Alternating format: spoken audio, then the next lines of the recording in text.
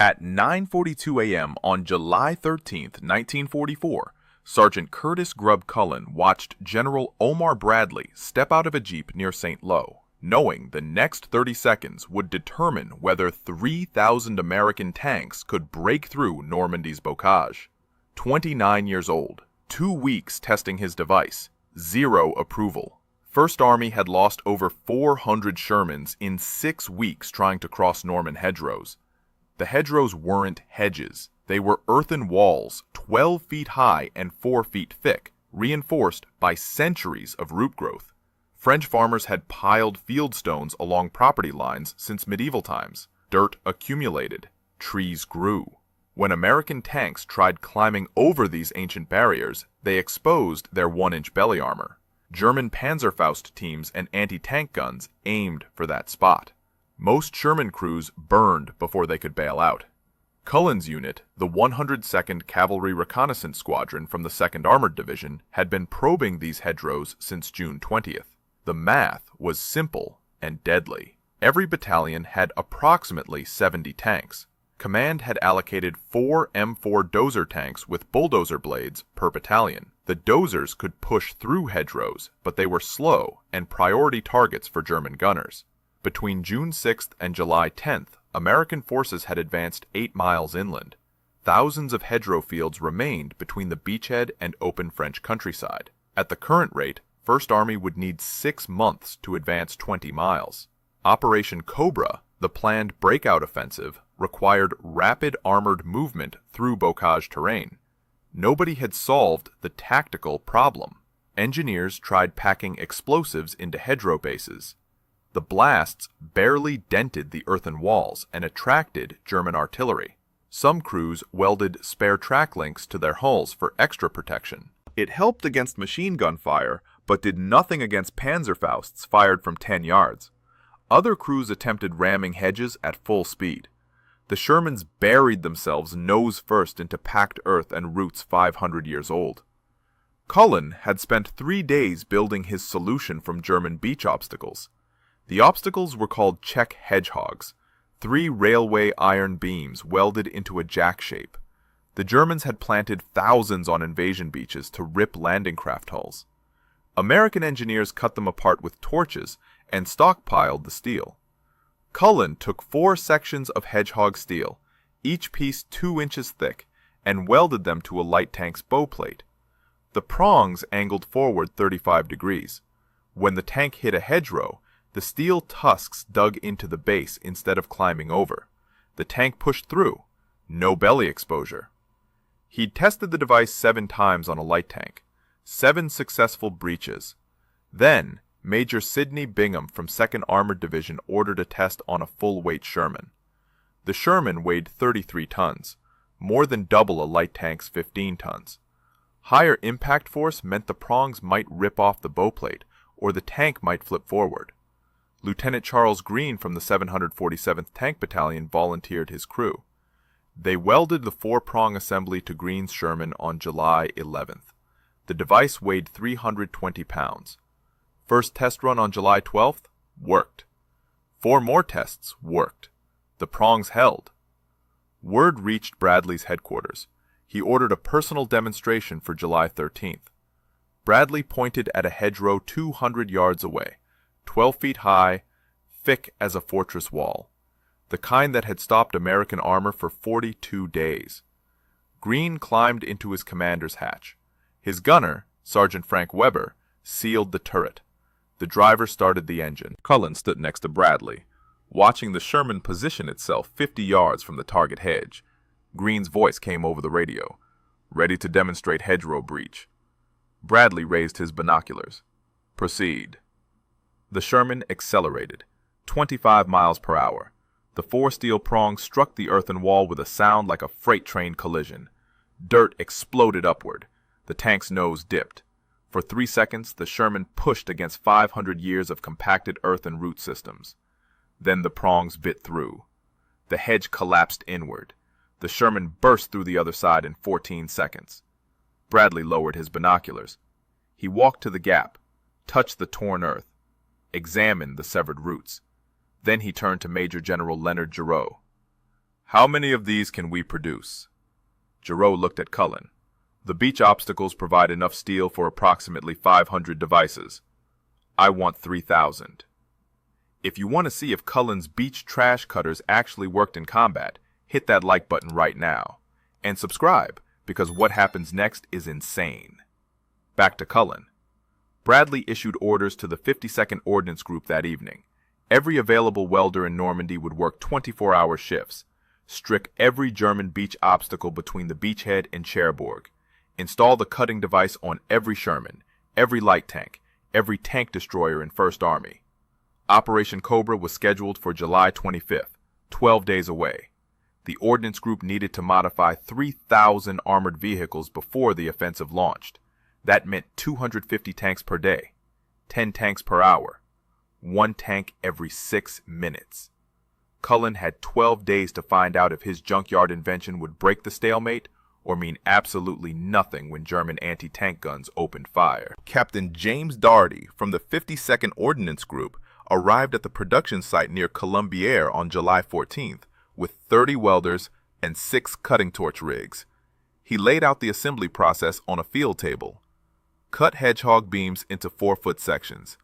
Grind edges to points. Weld to mounting plates. Bolt plates to tank bow. 4 hours per vehicle if everything worked perfectly. Nothing worked perfectly. The hedgehog steel was harder than standard construction grade. Cutting torches overheated after 20 minutes and needed cooling time.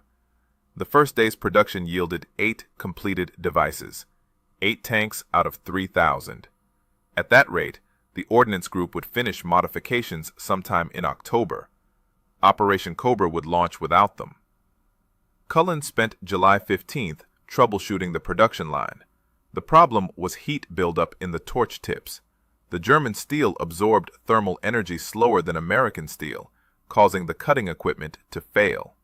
He requisitioned additional torch assemblies from the engineering depot and organized the welders into rotation shifts, one team cutting while another team's equipment cooled. Production increased to 22 devices on July 15th, still insufficient. Doherty brought in 40 more welders from maintenance battalions across Normandy. By July 17th, production reached 38 devices per day. The math remained brutal. 3,000 tanks, 38 per day, 79 days total. Cobra launched in 8 days. The welding process revealed another problem. The 4-prong assembly weighed 320 pounds. When bolted to a Sherman's bow, the added weight shifted the center of gravity forward by 6 inches. The front suspension compressed. After repeated hedgerow impacts, the suspension springs on several test vehicles showed stress fractures. If the springs failed in combat, the tank would be immobilized with a broken front end. Culin modified the mounting system. Instead of bolting the prongs directly to the bow plate, he added reinforcement brackets that distributed weight across the hull's structural frame. The modification added 30 minutes to each installation, but prevented suspension damage. By July 19th, 6 days before Cobra, production reached 64 devices per day. The Ordnance Group had completed approximately 400 modifications. 2,600 tanks remained. Bradley's staff sent a priority message. The general wanted a minimum of 2,000 Rhino tanks for the offensive. If the Ordnance Group couldn't meet that number, Cobra might be delayed. Delaying Cobra meant the Germans could reinforce their Bocage defenses. Every day of delay cost lives. Doherty found more steel. Engineers had stockpiled additional Czech hedgehogs near Utah Beach.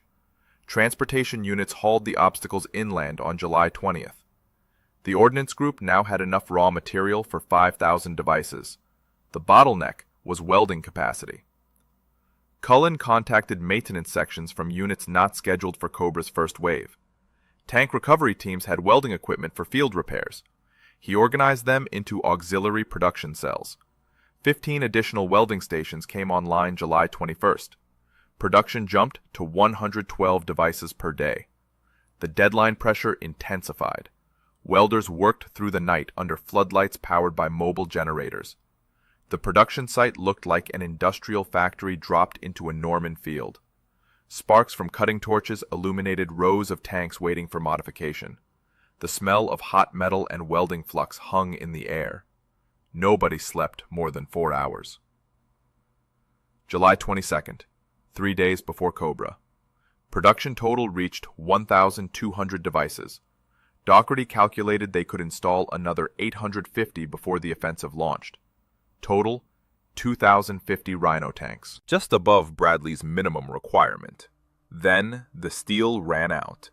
The hedgehog stockpiles were exhausted. The Ordnance Group had processed every German beach obstacle between the beachhead and Cherbourg. Engineers found approximately 300 more hedgehogs scattered along minor beach exits, but transportation was tied up moving ammunition and fuel for Cobra. The obstacles wouldn't arrive in time. Doherty considered alternatives. Railroad tracks could substitute for hedgehog steel. The tracks were softer than German steel, but available in quantity. Several units had already experimented with railroad-based designs. Lieutenant Charles Green's battalion, the 747th, had welded massive railroad tie prongs to several tanks. They called it the Green Dozer. The railroad prongs were heavier and cruder than Culin's design, but they worked. The Ordnance Group shifted to a hybrid production model. Culin hedgehog cutters for units with steel remaining. Railroad prongs for everyone else. July 23rd, 2 days before Cobra. The production count reached 1,800 devices. Another 500 were in progress, using railroad steel. Final estimated total, 2,300 Rhino tanks. 77% of Bradley's armor. Not 3,000, not perfect, but enough. The modified tanks moved to forward assembly areas on July 24th. Culin walked through the staging zones near Marigny, watching column after column of Shermans roll past. Every single tank carried 4 steel prongs on its bow. They looked absurd, like prehistoric animals equipped for battle. Operation Cobra would begin with a massive air bombardment at dawn, July 25th. 3,000 Allied aircraft dropping 4,000 tons of explosives on German positions.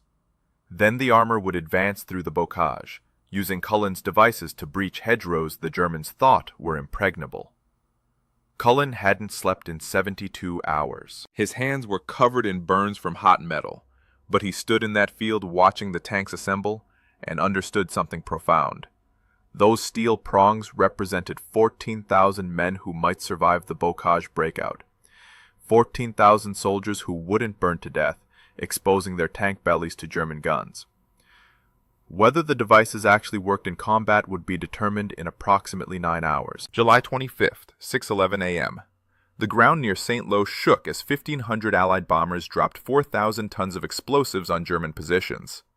Culin watched from a forward observation post 3 miles behind the start line. The bombardment lasted 90 minutes. When it stopped, the silence felt unnatural. At 7:45 a.m., the first Rhino tanks crossed into the Bocage.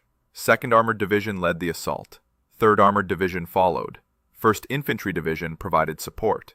Every tank carried Culin's 4-prong device or the railroad-based variant. Radio reports started coming through at 8:15 a.m. Company B from the 2nd Armored reached their first hedgerow objective. The lead Sherman accelerated to 25 miles per hour and struck the earthen wall. The prongs dug in. The tank pushed through in 16 seconds. The crew reported no damage to the device or suspension. More reports followed. Company C breached 3 hedgerows in 20 minutes. Company A pushed through 5 consecutive hedge lines without stopping. The pattern repeated across the entire assault front. Tanks that should have taken hours to advance one field were crossing multiple hedgerows in minutes. The Germans weren't prepared. Their defensive doctrine assumed American tanks would climb over hedgerows, exposing vulnerable belly armor. Panzerfaust teams positioned themselves for upward shots at exposed undersides. Anti-tank guns aimed at predictable climb points. When the Rhinos punched straight through at ground level, the German firing solutions became worthless. By 10:30 a.m., 2nd Armored Division had advanced 2 miles. That normally took 3 days. 3rd Armored Division reported similar progress. The Bocage defensive network was collapsing because the terrain advantage had disappeared. Hedgerows that stopped tanks for 6 weeks were now just obstacles that delayed advance by 15 seconds. But the devices weren't perfect. Reports of failure started coming in around 11 a.m. A Sherman from the 741st Tank Battalion hit a hedgerow with a buried stone foundation. The prongs bent backward on impact. The tank couldn't move forward or reverse. The crew abandoned the vehicle under machine gun fire. 2 men died getting out. Another failure at 11:20 a.m. A light tank's prongs broke off completely when they struck an iron fence post hidden in the hedge base. The tank commander reported the device ripped away, taking part of the bow plate with it. The tank was combat effective but couldn't breach more hedgerows. A third failure at noon. A tank destroyer with railroad prongs hit a hedge at 30 miles per hour, too fast. The impact buckled the mounting brackets. The prongs twisted sideways and jammed the right track. The vehicle was immobilized. The failure rate was approximately 4%. 4 failed breaches out of every 100 attempts. Not catastrophic, but significant. 4% of 2,300 tanks meant 92 devices would fail during Cobra. 92 crews potentially trapped in open fields with German guns targeting them. Culin monitored the radio traffic from the observation post. Most reports were positive, tanks advancing faster than any point since D-Day. But those failure reports gnawed at him. 4%, 92 tanks, 460 men. At 1:30 p.m., a report came through that changed everything. A battalion from 3rd Armored Division had reached the Marigny-St. Gilles road. That was 4 miles inland. 4 miles in 6 hours. The same distance had taken 2 weeks in June. By 3 p.m., advanced elements were 5 miles inland. German units were retreating because they couldn't establish new defensive lines fast enough. The Bocage terrain that protected them had become useless. American armor was moving through it like open ground. Bradley's headquarters issued an assessment at 4:15 p.m. Operation Cobra was succeeding beyond projections. The Rhino tanks had solved the Bocage problem. Estimated German casualties were 3 times higher than American losses. The defensive stalemate was broken. Culin left the observation post at 5 p.m. He drove back toward the production site at Colombier. The welding stations were abandoned now. All the tanks had moved forward. The field was empty except for cut steel scraps and burnt-out torch tips. He sat on a Jeep hood and tried to process what happened. A sketch on a ration box 3 weeks ago. Beach obstacle steel welded to tank bows. And now the entire Normandy front was moving because tanks could punch through hedgerows instead of climbing over them. The failure rate bothered him. 4% meant the design wasn't perfect. Stone foundations, hidden fence posts, impact speeds, variables he hadn't tested. 92 crews paying the price for those gaps. But 2,200 devices worked. 14,000 men advancing through terrain that should have killed them. The math was brutal but clear. 4% failure was better than 60% casualties from exposed belly armor. As the sun set, he could hear artillery fire in the distance. The front had moved 8 miles inland. 8 miles in 1 day. The Bocage was behind them now. July 26th. Bradley's headquarters issued production orders for additional hedgerow cutters. Units advancing beyond the Bocage were encountering scattered hedge lines in interior France. The devices remained useful. The Ordnance Group received authorization to produce another 500 units using remaining railroad steel. By July 28th, the production count reached 2,850 modified tanks. That represented approximately 60% of First Army's armored vehicles. The remaining 40% were specialized vehicles that couldn't mount the devices or units held in reserve. The geographic spread was remarkable. 2nd Armored Division used Rhino tanks from St. Lô to Coutances. 3rd Armored Division employed them from Marigny to Avranches. 1st Infantry Division deployed them during the Mortain counterattack. 4th Armored Division received devices on July 30th and used them advancing toward Brittany. Different units adapted the basic design. The 747th Tank Battalion preferred heavy railroad prongs. The 2nd Armored Division standardized on Culin's lighter hedgehog steel version.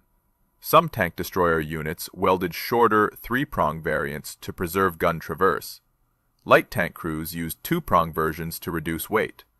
Maintenance units developed field repair procedures. Bent prongs could be straightened with hydraulic jacks. Broken welds could be re-welded in 30 minutes.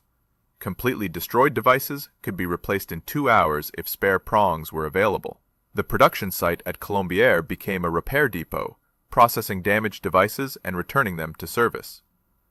The tactical impact extended beyond hedgerow breaching. German units retreated faster because they couldn't establish defensive positions. Panzer divisions withdrew toward the Seine River. American armor advanced 40 miles in 8 days. The Falaise pocket formed because German units couldn't escape the encirclement. Rhino tanks blocked retreat routes through Bocage terrain. Intelligence reports from captured German officers revealed their perspective. They called the devices hedge devils or iron tusks. Several prisoners stated they abandoned defensive positions when they realized American tanks could breach any hedgerow. One German company commander reported his anti-tank gun crew fled after watching 3 Shermans punch through hedges they considered impenetrable. By August 5th, the Bocage campaign was effectively over.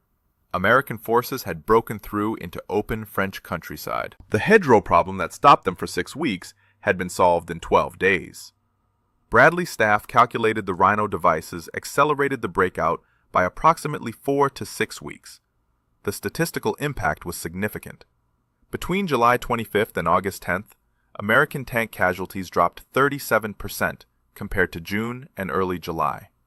That represented approximately 300 tanks not destroyed and 1,500 crew members not killed or wounded. The 4% device failure rate was negligible compared to the casualty reduction. Not all units kept their devices. As tanks advanced beyond Normandy into regions without dense hedgerows, crews began removing the prongs. The 320-pound weight penalty affected fuel consumption and top speed on roads. By mid-August, approximately 40% of Rhino tanks had removed their cutters. Some units retained them. 4th Armored Division kept their devices through September, encountering occasional hedgerow terrain in eastern France. The 2nd Armored Division stored removed prongs on supply trucks in case they needed reinstallation. Several tank destroyer battalions kept lighter versions permanently mounted. The devices were still in use on September 2nd, when American forces liberated Paris. A few Rhino tanks participated in the Liberation Parade, their steel prongs still visible on the bow plates. French civilians didn't know what the strange metal tusks meant. American tankers knew. Those prongs represented the difference between dying in a Norman field and reaching Paris. Culin watched the advance from Normandy. Bradley's staff had reassigned him to training duties, teaching new replacement crews about hedgerow tactics. He spent August demonstrating breach techniques at a training ground near Isigny. On August 15th, a courier delivered a message from Bradley's headquarters. General Bradley wanted to see him. Immediately. No explanation provided. Culin drove to headquarters wondering if something had gone wrong. 4% failure rate. 92 trapped tanks. Maybe command wanted explanations. He arrived at 1700 hours and reported to Bradley's office. The general was waiting with several staff officers. Bradley held a folder with official letterhead visible, and Culin realized this wasn't about failures. Bradley gestured to a chair. Culin sat. The general opened the folder and slid a document across the desk. It was a recommendation for the Legion of Merit, signed by Bradley, co-signed by Major General Leonard Hedgerow. "You're being awarded the Legion of Merit for exceptionally meritorious conduct," Bradley said. "Your hedgerow cutting device directly contributed to the success of Operation Cobra and saved an estimated 1,500 American lives." Culin stared at the document. The Legion of Merit was the 4th highest military decoration. Officers received it for campaign-level contributions. Sergeants almost never qualified. "Sir, I just welded some steel to tanks." "You solved a tactical problem that stopped 1st Army for 6 weeks. Every tank commander from here to Paris knows your name. The device is officially designated the Culin hedgerow cutting device in Army records. You earned this." The ceremony took place on August 20th at a field near Saint-Lô. Bradley personally pinned the medal to Cullen's uniform. Approximately 200 officers and enlisted men attended. Several tank commanders whose crews used the devices were present. Lieutenant Charles Green from the 747th Tank Battalion was there. He'd breached 47 hedgerows during Cobra without losing a single crew member. The citation read at the ceremony credited Culin with exceptional ingenuity and technical skill in developing a device that overcame formidable terrain obstacles and facilitated the Allied advance through Normandy. It mentioned the production of 2,850 devices and the estimated casualty reduction. News of the award reached other Allied armies. British tank units requested technical specifications for the device. The British Army's 21st Army Group produced approximately 300 similar designs, though they called them prongs instead of rhinos. Canadian armored divisions manufactured 200 devices using salvaged German steel from their own beach sectors. The Soviet Union received technical drawings through Lend-Lease channels, but never adopted the design. Soviet tank doctrine emphasized overwhelming force rather than terrain adaptation. They solved Bocage-type problems by concentrating artillery fire until obstacles ceased to exist. The Culin device appeared in training manuals by September. The Army's Armored Force School at Fort Knox added hedgerow breaching techniques to its curriculum. New tank crews learned the tactical doctrine: approach at 25 miles per hour, strike the hedge base, maintain forward momentum for 15 seconds, clear the opposite side, continue advance. Field modifications continued through autumn 1944. Some crews added steel teeth to the prongs for better earth penetration. Others welded angled deflector plates to prevent the prongs from catching on buried obstacles. A few innovative crews created folding versions that could be retracted when not needed. The devices saw limited use after Normandy. The terrain beyond the Bocage didn't require specialized breaching equipment. By October, most units had removed and stored their prongs. The few hedgerow encounters in Belgium and Germany were handled with standard dozers or infantry explosives, but the tactical lesson remained. Field improvisation using available materials could solve problems that stopped entire armies. Senior officers began encouraging similar innovation. When American forces encountered Dragon's Teeth anti-tank barriers in Germany, engineers developed improvised ramps from rubble and steel beams. The precedent came from Culin's beach obstacle solution. Culin returned to the 102nd Cavalry Reconnaissance Squadron on August 25th. His unit was advancing through northern France toward Belgium. He resumed duties as a cavalry sergeant. No special treatment, no headquarters assignment, just regular reconnaissance work. He participated in combat operations through September and October. His unit crossed into Germany in November. The war continued. The Rhino tanks were largely forgotten by then. New problems required new solutions. The Bocage was 600 miles behind the front lines. The 102nd Cavalry reached the Elbe River in April 1945. Germany surrendered on May 8th. Culin had served 3 years in combat. He was 30 years old. The war was over. He returned to the United States in June 1945 and received his discharge papers. The Legion of Merit was listed in his service record. So was his role in developing the hedgerow cutter. But civilian life didn't care about wartime innovations. He needed a job. What happened to Culin after he returned home would determine whether his contribution disappeared into history or became something remembered. Culin returned to Cranford, New Jersey in July 1945. He married Bernice Enright in September. They moved to New York City, where he found work with Shenley Industries, a spirits company. The job had nothing to do with tanks or military engineering, just regular employment for a man trying to rebuild civilian life. The hedgerow cutter story followed him. Local newspapers ran articles about the Cranford sergeant who invented the device that broke the Normandy stalemate. The Cranford Citizen and Chronicle published a feature on September 7, 1944, while Culin was still in France. The article described how he showed his plans to his captains and how General Bradley called it revolutionary. But national recognition was limited. The war continued through 1945. Other innovations and battles dominated news coverage: the atomic bomb, victory in Europe, victory in Japan. A tank modification from July 1944 became historical footnote material. General Bradley changed that. He published his memoirs, A Soldier Story, in 1951. The book included detailed descriptions of the Bocage problem and Culin's solution.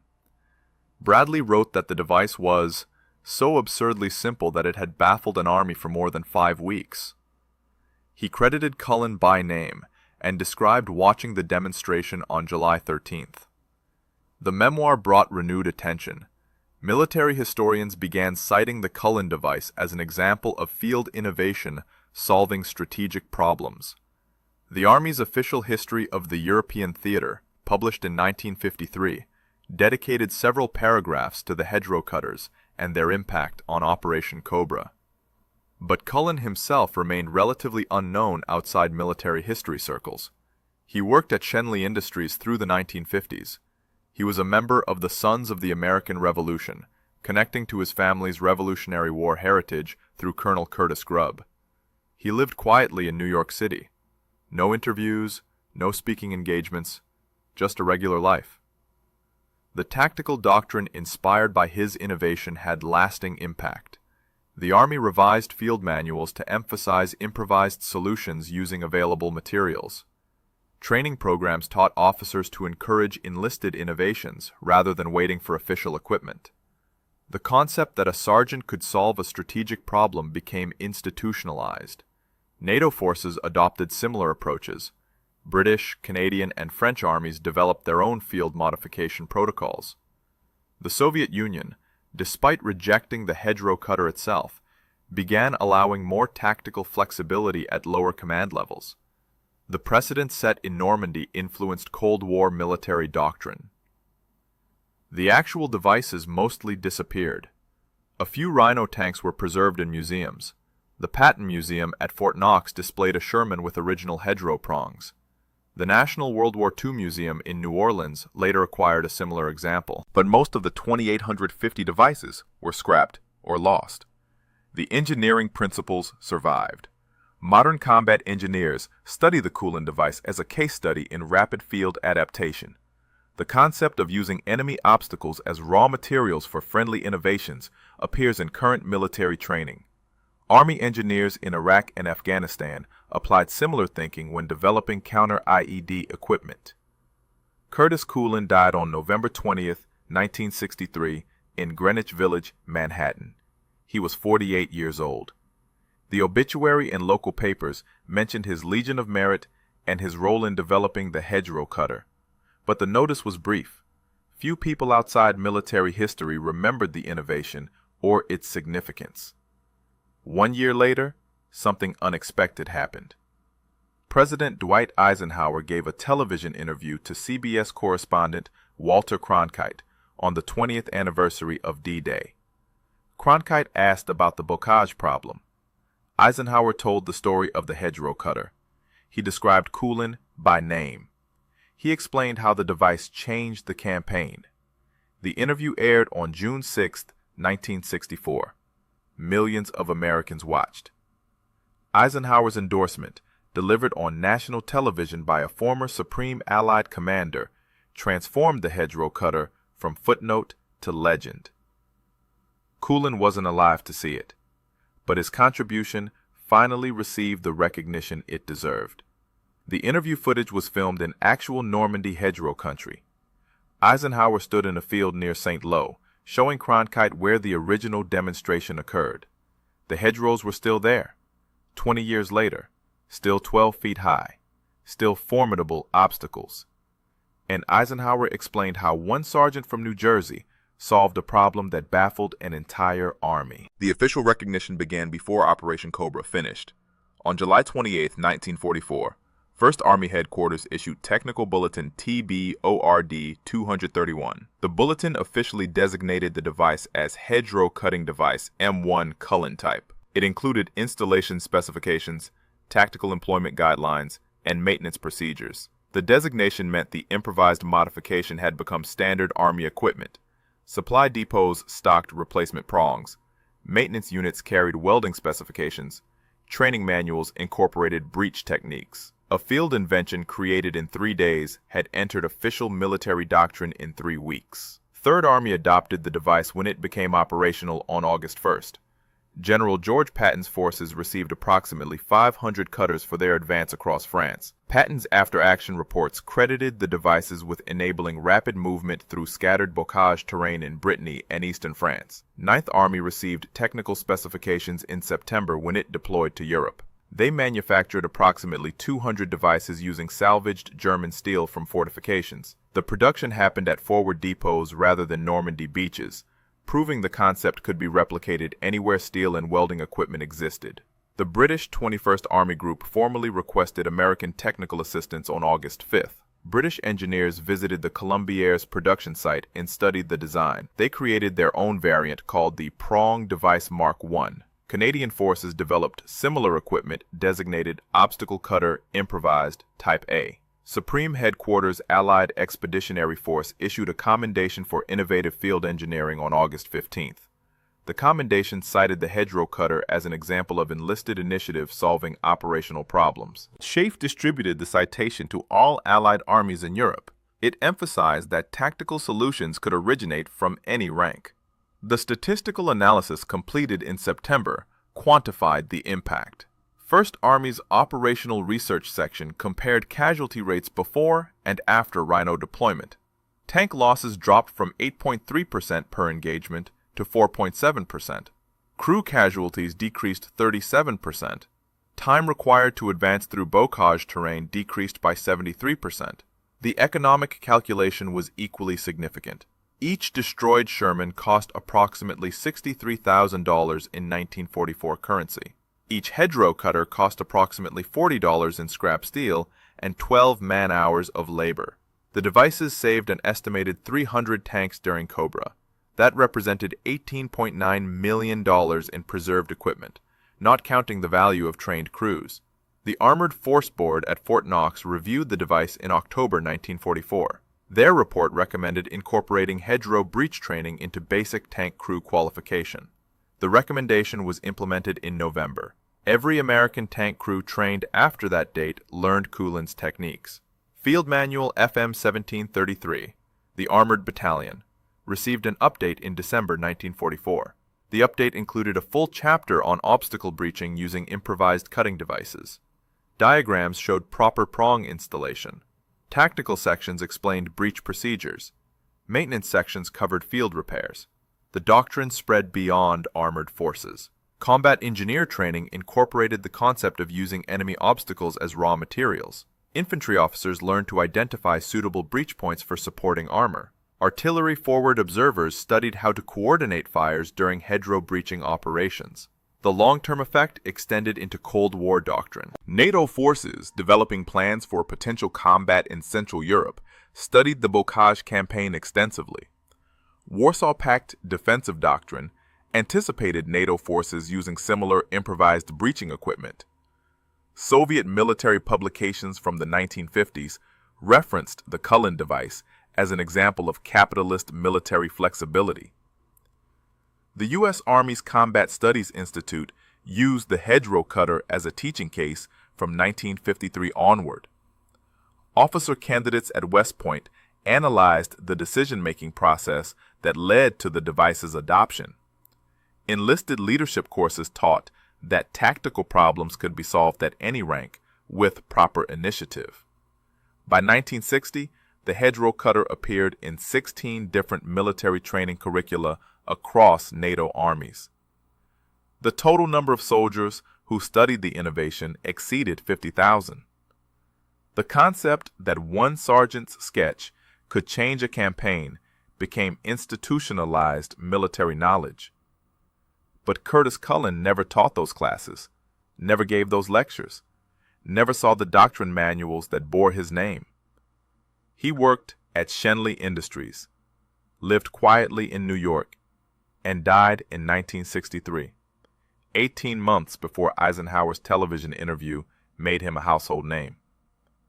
The question became whether his contribution would be remembered beyond military circles or fade into the obscurity that claims most wartime innovations. The modern legacy of Curtis Cullin's invention exists in three places: museum exhibits, military doctrine, and the memories of veterans who survived because of 4 steel prongs welded to tank bows. The Patton Museum at Fort Knox, Kentucky, displays an M4 Sherman with original Culin-type hedgerow cutters. The placard explains the Bocage problem and how a sergeant from New Jersey solved it with German beach obstacle steel. Approximately 30,000 visitors see the exhibit annually. The National World War II Museum in New Orleans acquired a similar Sherman in 2007. Their exhibit includes photographs of the production line at Columbiers and copies of Bradley's original orders for mass production. Interactive displays let visitors understand the engineering principles behind the prongs. The Musée du Débarquement in Normandy has a small section dedicated to American field innovations. They display actual hedgerow cutter prongs recovered from abandoned tanks near St. Lo. French visitors often don't recognize their significance. American veterans do. But the most important legacy isn't in museums, it's in doctrine. Every modern military force teaches the principle Culin demonstrated. Strategic problems can be solved with available materials, tactical initiative, and 15 seconds of courage. That lesson influenced equipment development, training protocols, and command philosophy for 80 years. The hedgerow cutter principle appeared in Iraq, when soldiers welded scrap metal to Humvees for improvised armor protection. It appeared in Afghanistan, when engineers modified mine-resistant vehicles using field-fabricated parts. It appears whenever soldiers face unexpected tactical problems and create solutions without waiting for official equipment. Curtis Cullin's grave is in New Jersey. The headstone mentions his military service and his Legion of Merit. It doesn't mention the hedgerow cutter. Most people walking through that cemetery don't know who he was or what he did. But 1,500 men came home from Normandy because of his invention. Those men had children. Those children had children. The number of people alive today because Curtis Culin welded beach trash to a tank in July 1944 is incalculable. Thousands. Maybe tens of thousands. He never knew that. He died thinking his contribution was a footnote. He worked a regular job, lived a quiet life, never sought recognition, never wrote memoirs, never gave interviews. Just a sergeant from Cranford who saw a problem and fixed it. The last surviving member of the 102nd Cavalry Reconnaissance Squadron died in 2019. His obituary mentions serving alongside Curtis Culin. The veteran remembered watching the first hedgerow breach. He said it was the moment he knew they'd survive Normandy. That's the real legacy. Not the medals, not the museum displays, not the doctrine manuals. The legacy is measured in lives. 1,500 men who didn't burn to death in Sherman tanks. 1,500 families who got their sons and husbands and fathers back. And it started with a sergeant staring at scrap steel on a Norman beach, imagining what those German obstacles could become if you welded them to American tanks. If this story moved you the way it moved us, do me a favor. Hit that like button. Every single like tells YouTube to show this story to more people. Hit subscribe and turn on notifications. We're rescuing forgotten stories from dusty archives every week. Stories about sergeants and mechanics and ordinary soldiers who saved lives with scrap steel and courage and 15 seconds of genius. Real people, real heroism. Drop a comment right now and tell us where you're watching from. Are you watching from Texas, Germany, Australia, Japan? Our community stretches across the entire world. You're not just a viewer. You're part of keeping these memories alive. Tell us your location. Tell us if someone in your family served. Just let us know you're here. Thank you for watching, and thank you for making sure Curtis Culin doesn't disappear into silence. These men deserve to be remembered, and you're helping make that happen.